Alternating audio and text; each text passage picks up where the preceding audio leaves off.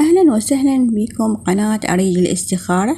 رجعت وياكم بقراءة جديدة. عنوان القراءة للمنفصلين: هل لا زال يشتاق ويحن لكم؟ كيف حاله بالبعد؟ وهل يوجد رجوع قريب؟ طبعا القراءة مقسومة إلى مجموعتين على أساس أحرف الشخص اللي ببالكم. راح أبدي بقراءة المجموعة الأولى. أصحاب المجموعة الأولى: ظهرت لي طاقات مائية وطاقات ترابية، دور جدي عذراء. أشوفكم ما عندكم فكرة إنه هذا الشخص راح يدخل حياتكم مرة ثانية أو يرجع لحياتكم مرة ثانية، وممكن مقطوع التواصل بينكم، أو أنتوا رايحين بطريق وهو رايح بطريق ثاني، أو أنتوا تردون شي من هاي العلاقة وهو يريد شي ثاني من هاي العلاقة. أشوف أكو طاقة اختفاء أو طاقة قطع تواصل بشكل كلي مع هذا الشخص، حتى بعضكم ما تقدرون تراقبونه لأنه أكو بلوكات بيناتكم. وإذا ماكو بيناتكم بلوكات، أشوف هذا الشخص مقطوع شوية عن مواقع التواصل، أو ما ينزل أشياء يخليكم تعرفون تحركاته أو شنو يصير وياه. البعض منكم هالعلاقة بها طرف ثالث، ممكن دخل بهاي العلاقة وخلى الوضع بينكم وبين هذا الشخص متزعزع، وهذا الطرف ممكن هو بعد مسافات. والبعض منكم ممكن تكون علاقة توأم شعلة، أو أنتم تعتقدون هاي العلاقة هي توأم شعلة أو تربطكم طاقة روحانية معينة. تكونون مع هذا الشخص تكونون على حقيقتكم بدون تصنع، وتحسون ترتاحون إليه وتردون تخبرونه عن كل شيء يخصكم.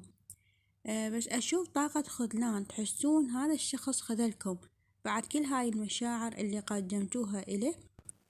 للبعض منكم ممكن صار عندهم مشكلة إدمان بهذا الشخص، ممكن إدمان على المراقبة، أو إدمان على التخاطر، أو إدمان على الاستخارة والخيرة.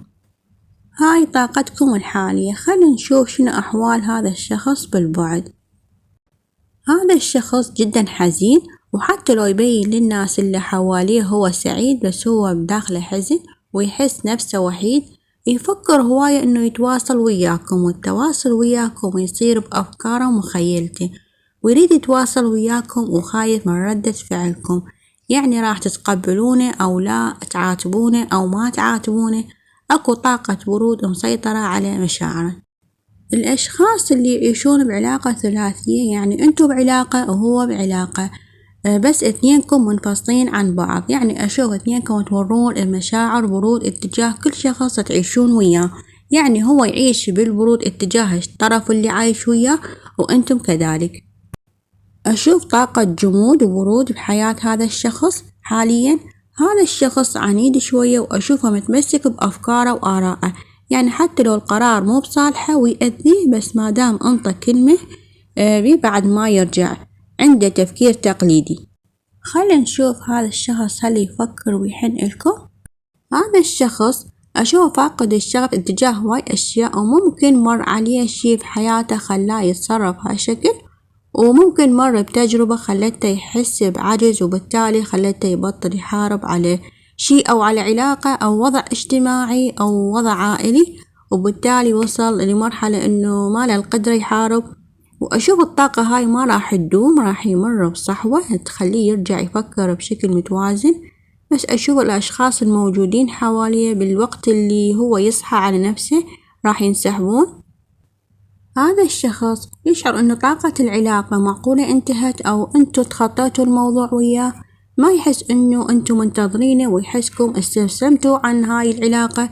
هذا الشخص يشتاق لكم ويحن لكم، ويحن التفاصيل جدا صغيرة وياكم أنتوا انطيتوا إياها، يمكن غيركم ما قدر ينطيه إياه. أشوف هاي التفاصيل الصغيرة ممكن عبارة عن كلام خاص بينكم، أو أسلوب معين كنتوا تتبعوه وياه، يعني إذا بيناتكم شي هو متعود عليه فهو يحن لهذا الشي. إذا شاف شخص يشبهكم أو نفس ملامحكم رأسا يفكر بكم. هذا الشخص مشتاق لكم ويحن لكم بشكل هوسي، وعنده طاقة إدمانية عليكم، وحاس بطاقة خسارة اتجاهكم، ويمر بطاقة ندم. خلينا نشوف هل هناك رجوع قريب.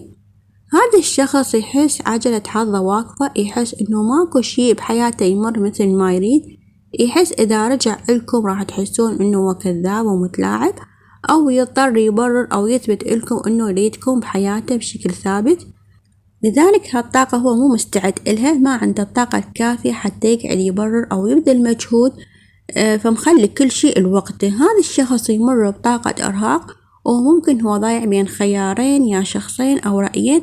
أشوف إن الشهرين ماكو رجوع بيناتكم، وإذا تم الرجوع تصير طاقة انفصال مرة ثانية، يعني تنفصلون وترجعون.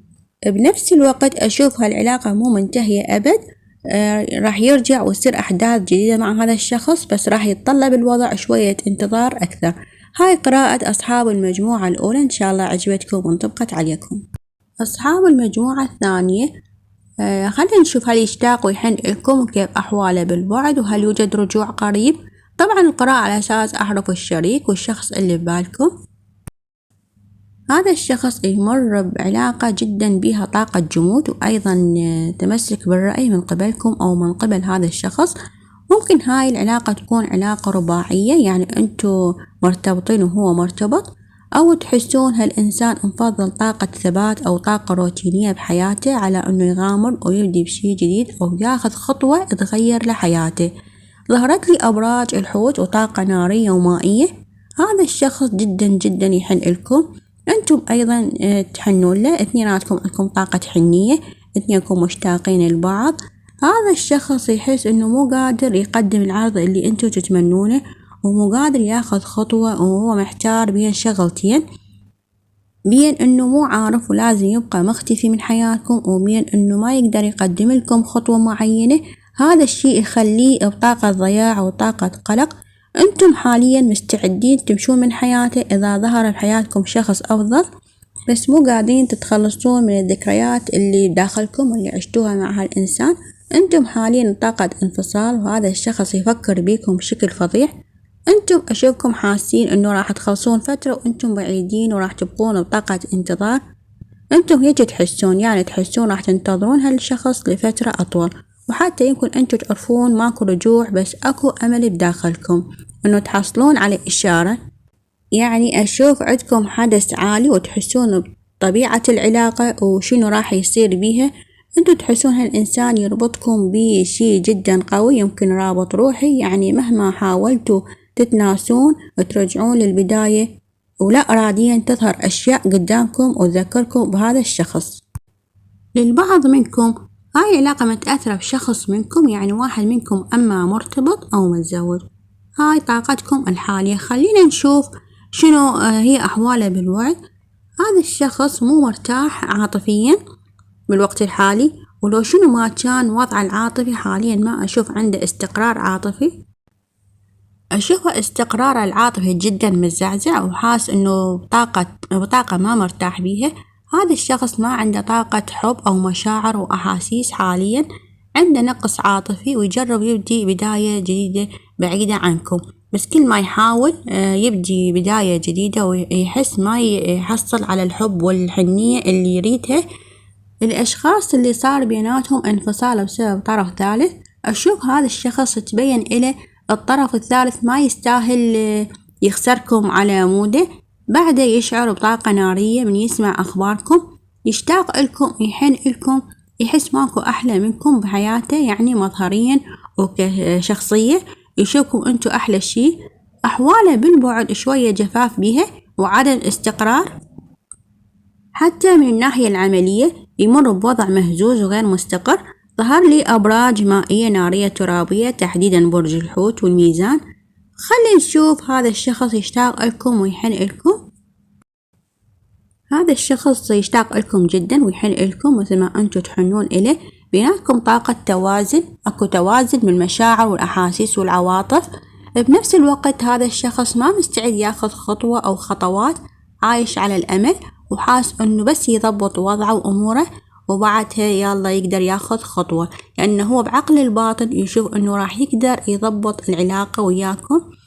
خلينا نشوف هل هناك رجوع لهاي العلاقة.